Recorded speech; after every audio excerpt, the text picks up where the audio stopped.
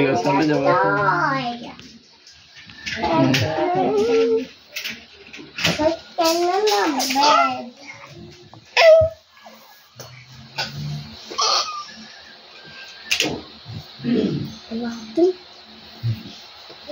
Pogi. Yun.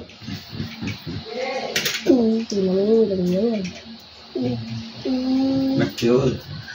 Ganito ang kalaki ilong ko. Hintang mo yan. Magtatas ka na. Ito ang baon ko.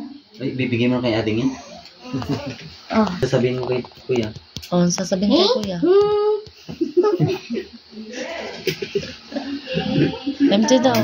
Ay, sasabihin mo? Magdod daw.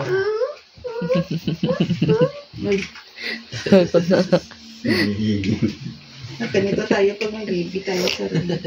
Tigas ng ilong niya.